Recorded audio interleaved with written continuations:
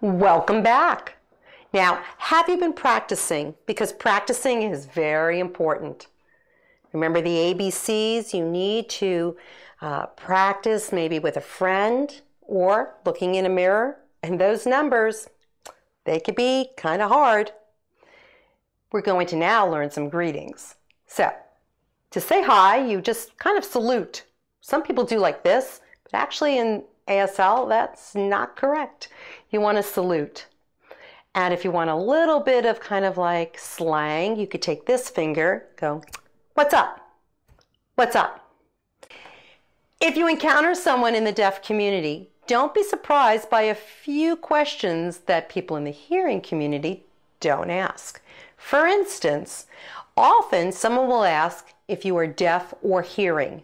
Right away, they want to establish kind of what kind of sign, or if you're a beginner, or where maybe you went to school, if you went to a deaf school. So, signs that you need to learn is not only hello, but also my name. So it's my, or you could point my, and name is double H's coming down like this, and then spell your name. Now, if you are friends to people who are deaf, or you work or live within the deaf community, maybe you have a lot of deaf neighbors, you might get what we call a name sign. A name sign. Now, a name sign is very special. It is bestowed to you, it is given to you by someone within the deaf community. A hearing person cannot give you a name sign. You need to get a name sign. It needs to be given to you from a deaf person. My name sign is L and S, LS for Louise Sattler, and it was given to me by 2 children at a deaf school.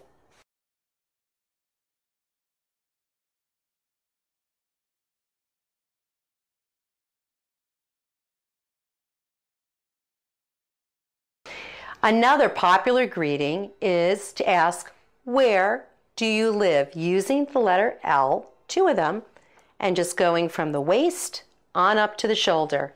Where, remember, you have to look like you're asking a question, where do you live? And that's when people will start spelling.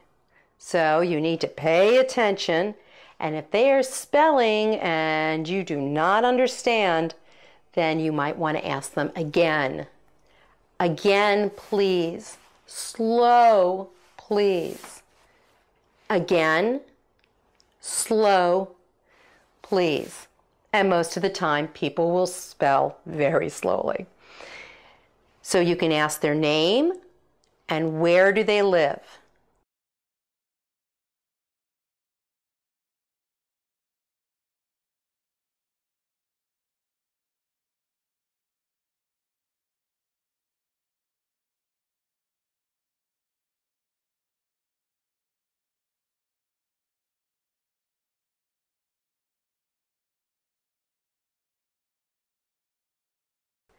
Now, deaf people often want to establish if you are deaf, which also could be signed this way, or hearing.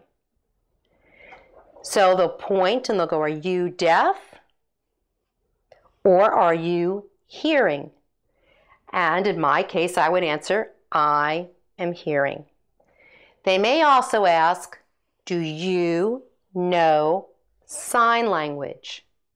And I will shake my head, yes, I know sign language. Sign is using your index fingers like this, bringing them towards you, and then language, just using L's and kind of making them bounce and wiggle all the way across. Or you can make it even shorter and say, "I sign," and keep that head going up and down, because that tells people yes. If you don't sign, you go, "I don't sign." And of course, you wouldn't even sign that, would you? You would just go, "No." There are other greetings that people might use, such as, "Where do you work?" using these 2 hands, one on top of the other wrist. "Where do you work?" or "You work, where.